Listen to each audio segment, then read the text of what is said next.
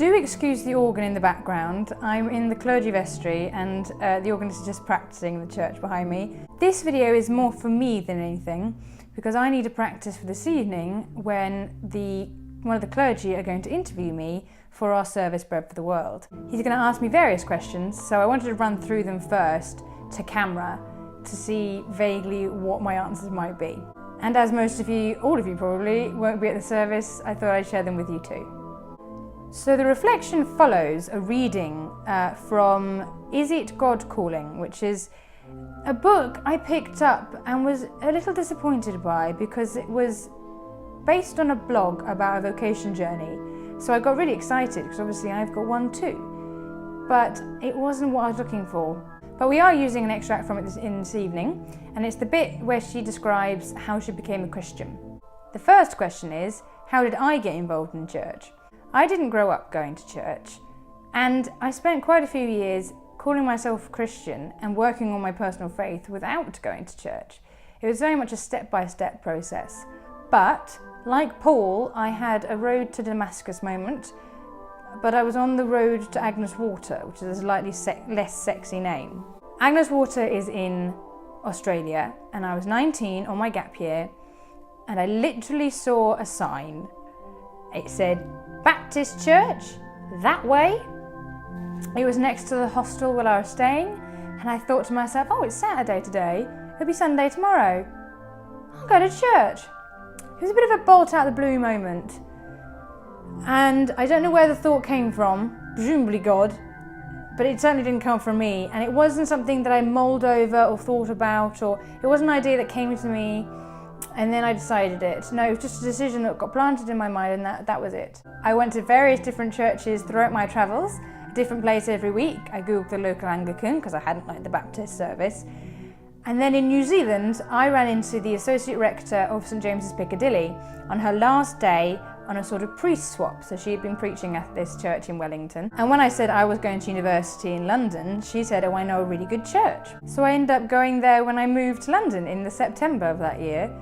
Turned up, 19, never been to church before, picked up the service sheet, had a little look, seemed like quite a good church, and then had my first sung Eucharist, which was an absolute epiphany moment. It was amazing. And I'd always said to myself, when you go to church, when you start going to church, because I knew I eventually had to, get involved. Throw yourself in. I didn't want to just sort of vaguely have it in my life. I really wanted to get to grips with what it meant to be church and give back as well. As a young person, I felt like I can't give at the collection. What have I got to give? I've got time, and I've got commitment, and I've got energy.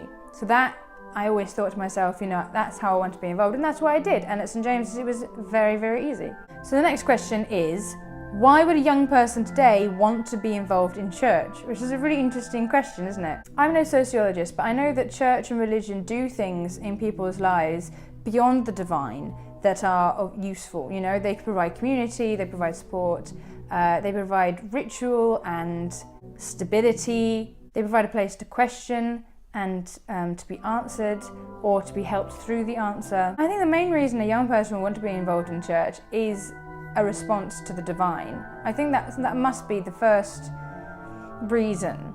But other than that, I think it's all the other reasons that people want to be involved in church, which is what it provides as somewhere to be charitable and to have opportunity to give back and to be something bigger than yourself. So the next logical question is, what stops young people going to church? And to be honest with you, the major thing is the fact that so many young people don't believe in God. If you ask most young people who don't go to church why you don't, it would be, I don't believe in God. And that's quite a big hurdle. Other things people might say, especially if they do believe in God but they don't go to church, are things like the fact that the church is behind the times. The institutionalised conservatism is really unappealing to young people. Obviously, the big issues are things like abortion, same-sex marriage, sex in general, really. There's such a liberal, progressive majority amongst young people, and the church really does not represent what they feel like are their views on all these issues. And if their understanding of church is that church is supposed to stand up for the little guy, and they're not standing up for the minorities that young people want to see them standing up for, sexism, racism, homophobia, those are all things people associate with the church.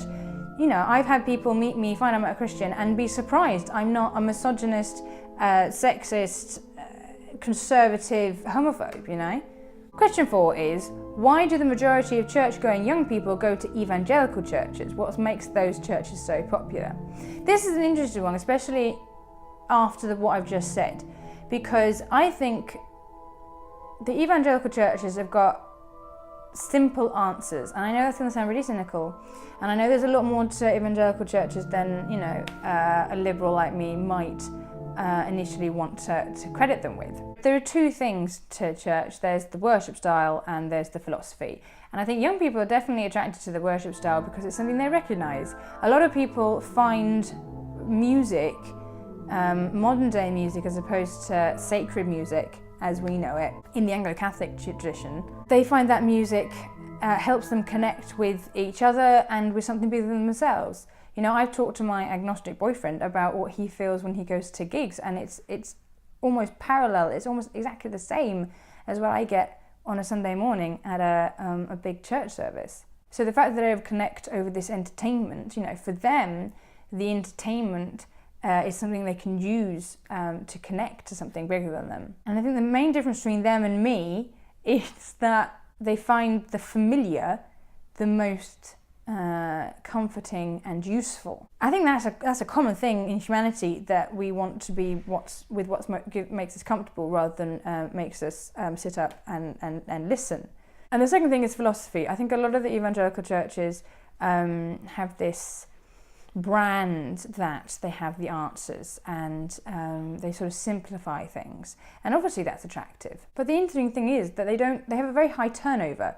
If you look at the statistics, most of the big, mostly young evangelical churches, most people don't stay for more than about 2 or 3 years, and I'm not surprised. My experience with them is it's very surface, it goes over and over the basics of the faith, and encourages that and supports that in people, which often people need, certainly when they're young, when they're sort of still working out what their faith means to them in their lives. But I think then they want something more.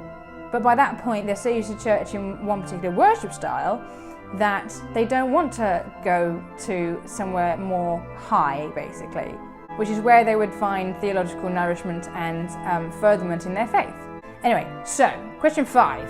What attracted me, to St Martin's? Linked in again to what I was saying earlier, it's a combination of worship style and philosophy. So I knew that St Martin's was a liberal church, like the one I had been used to, and I also knew it was vaguely a similar style. I'd come to a service or two, and it's a nice combination of the formal and the informal. So there's the robe choir, which is quite high, and there's a procession and other people in robes and things. There's no incense, there's no these and thous, there's inclusive language. And so, the worship style reflects that philosophy of liberalism, which is important to me. So it's just personal taste in worship style. The fact that it's a sung Eucharist, love that. The fact that they use the type of music that I enjoy participating in and listening to.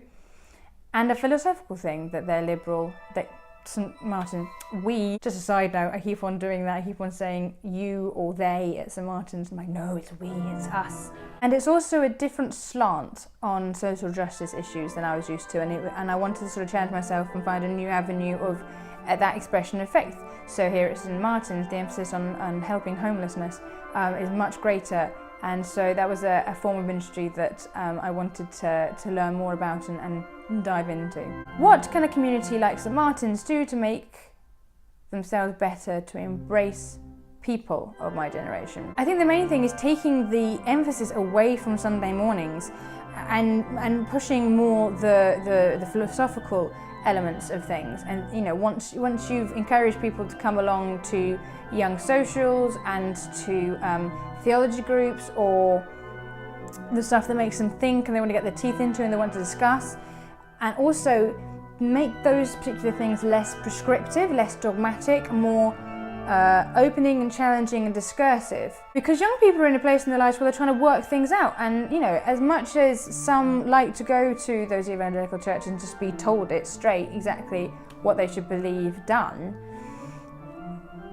as I was saying, they might leave, or they might never have gone, because they want something more. They want to get their teeth into their faith, and they want to think about these things. They're big things, and in today's world we're used to having the choice to go over things in our lives and to craft our lives in the way that suits us best.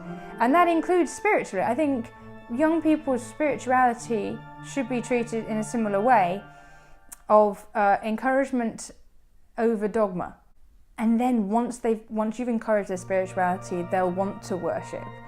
And getting their bums on the pews on a Sunday morning will happen naturally, but you're not going to get them in if they walk in. If you make them come to a service first and they sit down and they see people in robes and a robed choir and they don't know when to stand up and sit down, that's just not attractive and they're not going to come back. So those are the questions. I hope I've answered them all right, and I don't know if I'll answer them anywhere near the same this evening, but fingers crossed, it should be fine.